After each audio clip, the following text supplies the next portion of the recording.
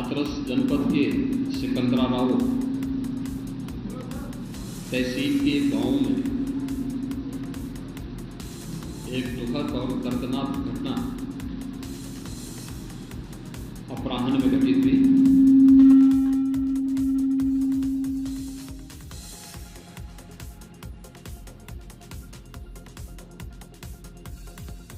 इस पूरी घटना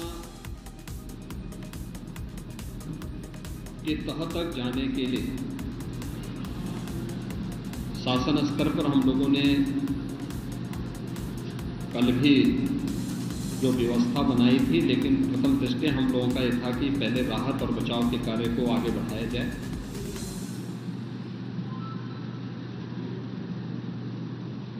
इस पूरी जो अभी हादसा है, इस हादसे में 121 श्रद्धालुओं की मृत्यु हुई, जो उत्तर प्रदेश के साथ साथ हरियाणा, राजस्थान और मध्य प्रदेश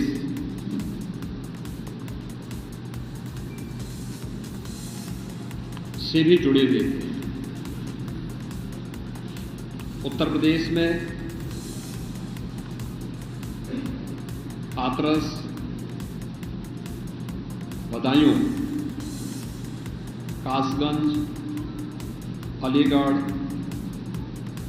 एटा, ललितपुर, शाहजहांपुर, आगरा, फिरोजाबाद, गौतम बुद्ध नगर, मथुरा, औरैया, बुलंदशहर, पीलीभीत, संभल और लखीमपुर खीरी, इन 16 जनपदों के भी कुछ श्रद्धालु जन थे जो इस हादसे के शिकार हुए हैं।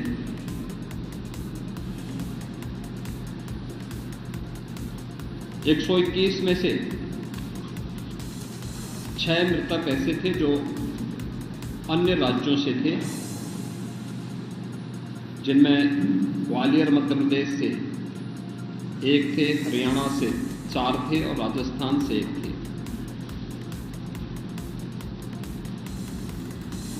हाथरस के जिला हॉस्पिटल में मैंने जो घायल हैं, 31 ऐसे घायल हैं जो हाथरस, अलीगढ़, एटा और आगरा के हॉस्पिटल में जिनका उपचार चल रहा है, और उसमें लगभग सभी आउट ऑफ डेंजर है।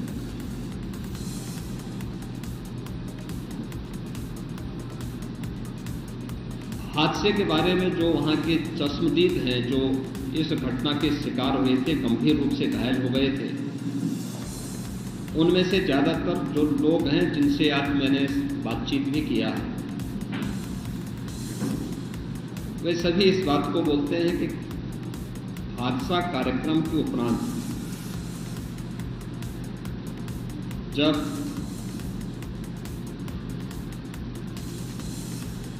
इस कार्यक्रम में जो सज्जन वहाँ पर अपना उपदेश देने के लिए आए थे,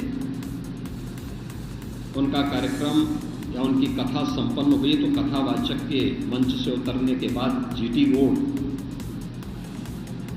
में जैसे ही उनका काफिला आया था तो उन्हें छूने के लिए जब महिलाओं का एक दल उधर बढ़ा तो उनके पीछे पीछे भीड़ गई, और इसी के बाद वे एक दूसरे के ऊपर चढ़ते गए। सेवादार भी लोगों को धक्का देते रहे, जिसके कारण दोनों ओर, जीटी रोड के दोनों ओर और जीटी रोड के अंदर भी ये सब हादसा वहाँ पर होता हुआ दिखाई दिया। इसका सबसे दुखद पहलू ये था कि इस प्रकार के आयोजन में जो सेवादार प्रशासन को अंदर घुसने नहीं देते, दुर्घटना होने के तत्काल बाद या दुर्घटना के दौरान प्रारंभिक रूप में इन्होंने पहले वहाँ पर इस मामले को दबाने का प्रयास किया, लेकिन जब उन्हें प्रशासन ने हॉस्पिटल ले जाने की कार्रवाई प्रारंभ की तो इनमें ज़्यादातर सेवादार वहाँ से भाग गए। इस पूरी घटनाक्रम के लिए हम लोगों ने एडीजी आगरा की अध्यक्षता में एक SIT गठित की है,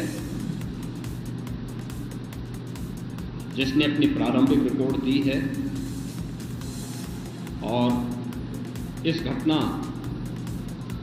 की तह में जाने के लिए उनसे कहा गया है। बहुत सारे ऐसे पहलू हैं जिन पर जांच होनी बहुत आवश्यक है। अब तक प्रथम दृष्टया जो थी हमारी कार्रवाई ये थी कि राहत और बचाव के कार्य को आगे बढ़ाने के बाद आयोजकों को पूछताछ के लिए बुलाना,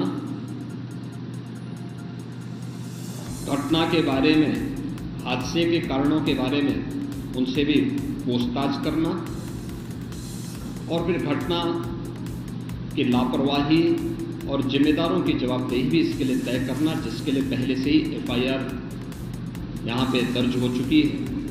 इसके लिए कार्रवाई आगे बढ़ रही है। हम लोग इस बात को किसी भी प्रकार से डिनाई नहीं कर सकते कि इस प्रकार की घटना केवल एक हादसा नहीं होता। अगर हादसा भी है तो उसके पीछे कौन जिम्मेदार है, और अगर वह घटना घटित हुई है तो इसके पीछे हादसा नहीं तो साजिश किसकी है, कौन इसके पीछे है। इन सभी पहलुओं को लेकर के राज्य सरकार ने तय किया है कि हम इसका एक जुडिशियल इंक्वायरी भी करवाएंगे और जुडिशियल इंक्वायरी हाईकोर्ट के एक रिटायर्ड जज की अध्यक्षता में होगी, जिसमें प्रशासन और पुलिस के भी रिटायर्ड सीनियर अधिकारियों को रख करके इस पूरी घटना की तह में जाकर के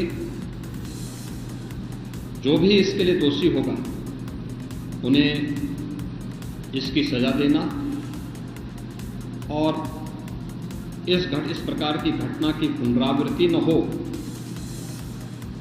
इनके बारे में एक सुझाव और एक SOP उनके माध्यम से बनाई जा सके, जिसे आगे इस प्रकार के किसी भी बड़े आयोजन में लागू किया जा सके। यह हम लोग सुनिश्चित करेंगे। और मैंने यहाँ पर भी हाथरस में भी और सिकंदराबाद के घटनास्थल का मैंने दौरा किया, यद्यपि वहाँ काफ़ी बारिश थी और वहाँ जाकर के मैंने एक बार उसको देखने का प्रयास किया है।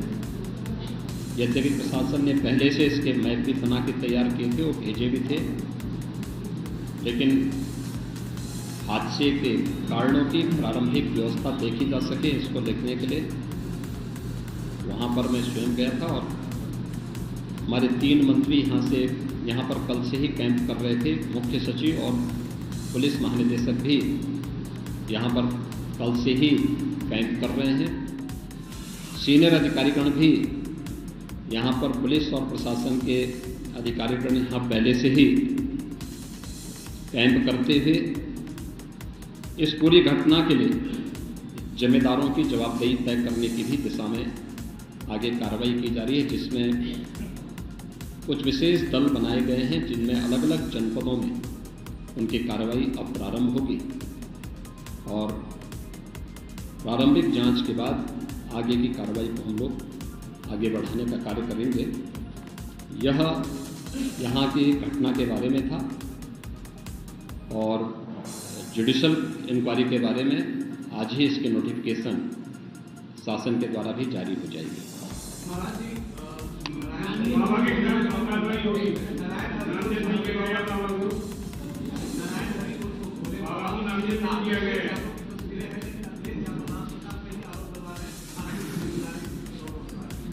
देखिए, कुछ लोगों की एक प्रवृत्ति होती है कि इस प्रकार के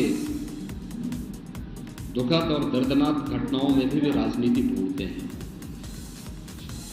और ऐसे लोगों की एक फितरत है कि चोरी भी और सीना चोरी भी। यह हर व्यक्ति जानता है कि सज्जन के फोटो किसके साथ में है, उनके राजनीतिक संबंध किनके साथ जुड़े हुए हैं।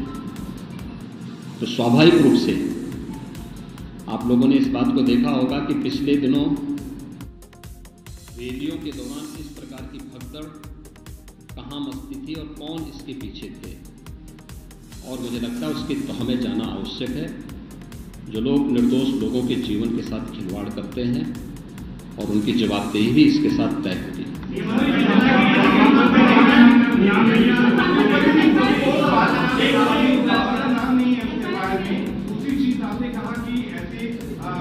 आयोजनों में प्रशासन को घुसने की इजाजत नहीं होती है, तो ऐसा क्यों होता है कि क्या ये एक्शन भविष्य में ऐसी चीजें ना? देखिए, प्रशासन प्रथम दृष्टया ये मान के चलता है कि धार्मिक आयोजन है, उनके सेवादार इस प्रकार के आयोजनों की जिम्मेदारी अंदर से स्वयं निभाएंगे। और बड़े बड़े आयोजन होते हैं, ऐसा नहीं कि ना होते हो। सावधानीवश वहां पर फोर्स प्रशासन तैनात करता है, लेकिन आउटर रिंग में उनकी फोर्स होती है। अंदर अगर आप देखेंगे तो उनके स्वयंसेवक के सेवादार ही इस पूरे व्यवस्था का संचालन करते हैं, उनकी देखभाल करते हैं। और जहां पे भीड़ अनुशासित होती है, धार्मिक और आध्यात्मिक श्रद्धा भाव के साथ लोग जहां आते हैं, वहां पर भीड़ अनुशासित भी रहती है।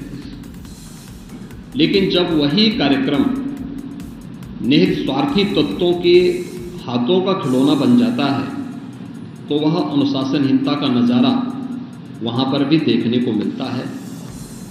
और इसका शिकार अंततः वह निर्दोष व्यक्ति होता है जो धार्मिक श्रद्धा के साथ उस आयोजन में भागीदार बनता है, क्योंकि उसको तो साजिश के बारे में पता नहीं होता है, और वह अपनी उस श्रद्धा भाव के साथ आता है।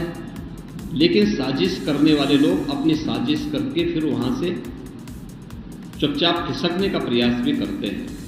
होना ये चाहिए था कि अगर हादसा था तो सेवादारों को वहां पर इस पूरी घटना को पहले तो अपनी व्यवस्था को सुदृढ़ करना चाहिए था, और अगर सुदृढ़ नहीं कर पा रहे थे तो प्रशासन का सपोर्ट लेकर के हादसे के शिकार लोगों को हॉस्पिटल पहुंचाने की व्यवस्था करनी चाहिए थी, उपचार की व्यवस्था करनी चाहिए थी।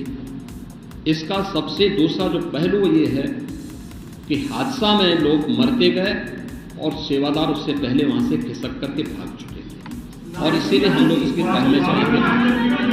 और मैं इस बात के लिए आपको इस बात के लिए मैं कह रहा हूं ना कि मैंने इसीलिए जुडिशियल कमीशन के बारे में राज्य सरकार ने इसको तय किया है।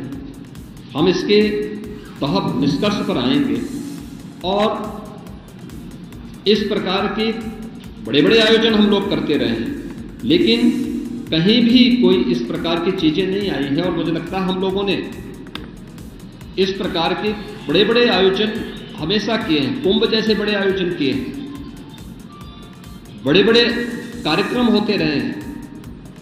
लेकिन इसीलिए मैंने कहा कि इसकी तह में जाना आवश्यक है कि आखिर इसके पीछे कौन लोग इसके लिए जिम्मेदार हैं। दूसरा, राज्य सरकार ने और केंद्र सरकार ने, देखिए कि एफआईआर एप्लीकेशन परमिशन के लिए जिन लोगों ने दी थी, प्रथम दृष्टया पहले एफआईआर उनके खिलाफ होती है और इसके बाद फिर उसका दायरा बढ़ता है। ये सभी अन्य लोगों के दायरे में आएंगे, जो भी इसके लिए जिम्मेदार होंगे वे इसमें आएंगे। केंद्र और राज्य सरकार ने आर्थिक सहायता की भी घोषणा की है। जो निर्दोष लोग इस पूरे हादसे के शिकार हुए हैं, उनके जो नाबालिग बच्चे हैं, जो स्कूल में पढ़ने वाले बच्चे हैं, उनको हम उत्तर प्रदेश मुख्यमंत्री बाल सेवा योजना के अंतर्गत उन बच्चों की पढ़ाई की व्यवस्था हम लोग राज्य सरकार से करवाएंगे। उन्हें जिस भी स्कूल में पढ़ रहे होंगे, जिन भी संस्थाओं में पढ़ रहे होंगे, या उनके स्कॉलरशिप आदि की व्यवस्था के लिए भी राज्य सरकार ने तय किया है। और प्रत्येक मृतक के परिवारजन को भी केंद्र और राज्य सरकार मिलकर के 4 लाख रुपए की सहायता और गंभीर रूप से घायल व्यक्ति को 1 लाख रुपए की सहायता दे रही है। धन्यवाद।